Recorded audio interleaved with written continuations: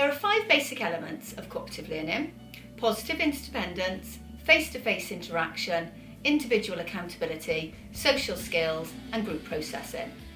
These 5 basic elements facilitate effective small group learning, allowing pupils to work together and interact. Positive interdependence. This is when all group members feel connected enough to succeed. The saying goes, they all sink or swim together. Individual accountability. Individual accountability is holding every member accountable for the success of the task. Face-to-face interaction. This is when pupils work closely together and have dialogue that promotes continued progress. Social skills. Human interaction skills allow groups to work and function effectively. For example, effective listening, turn-taking, and reaching an agreement. These skills enhance the pupils' ability to become better communicators, better leaders, better decision makers, and better conflict managers, resulting in our pupils being ethical, confident, and capable citizens. Group processing. This is when children use a variety of ways to assess the ability to achieve their social skill, and most importantly, identify ways forward. Structuring these 5 basic elements into small group learning gives the pupils the best opportunity to work cooperatively.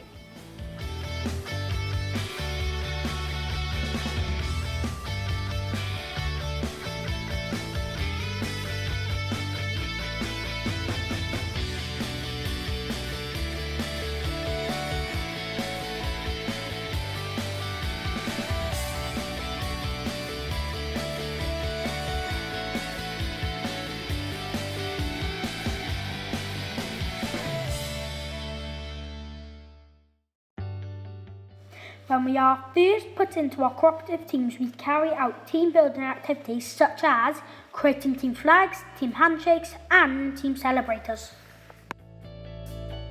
At the start of our cooperative learning lessons, we get into our teams and begin with a voice on the table as an icebreaker.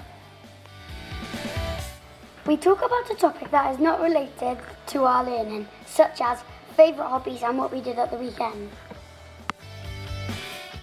We are then given our roles, which correspond with the numbers on our lanyards. This ensures that everyone in the team is responsible for completing tasks and moving our learning forward. In our cooperative learning lessons, we are given an academic goal or learning intention, as well as a social goal. In this lesson, we were learning to identify the characteristic features of first, second and third class passengers aboard the Titanic. Our social goal was to listen actively. In order to achieve the learning intention, we follow a success criteria, and this is the same for the social goal. As a class, we devise a T-chart which shows what the social skill looks like and sounds like, so we are able to assess ourselves. For this lesson, we began in our home teams and then separated into our expert teams in order to learn about each class aboard the Titanic. When we returned to our home teams, each person in our team gave feedback about the class of passengers they had studied. The rest of the team listened actively to the feedback. We then used the shared information to complete an ICT activity. Throughout the activity, Miss Butler questioned us and asked for feedback. We are aware that in our team we are all accountable for our learning, and anyone in the team can be questioned and called upon to give feedback at any time. What we really took from the cooperative learning training was the focus on the social goals that could be achieved alongside the academic goals within the classroom. Until then, we'd taught them specifically and explicitly, perhaps not in context, and also perhaps as an intervention as well. But with the cooperative learning training, we were able to see how that could be implemented daily throughout your classroom practice. The cooperative learning training really refreshed our thinking around our purpose here in Pembroke Dock. The course advocated pupils leaving school with 2 equally weighted suitcases, and that really made us think about the suitcase that we fill full of academic skills and whether we were enabling our children to leave with a suitcase equally weighted with social skills. that can help them to be great contributors in Wales and the world.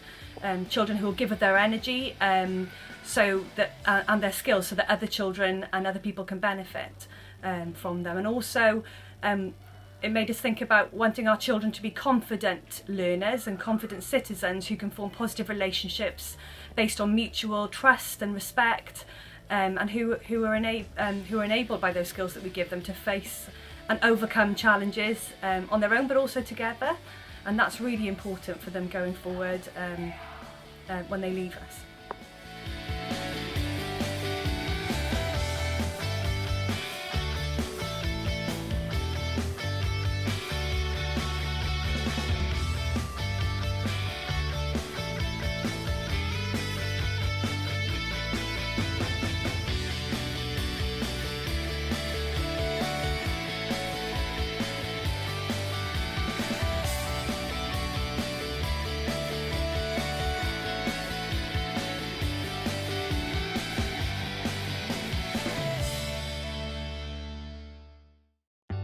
Before we introduced cooperative learning, I did a lot of work in thinking groups, which were mixed ability groups where children were able to share ideas, so the more able were able to support the less able.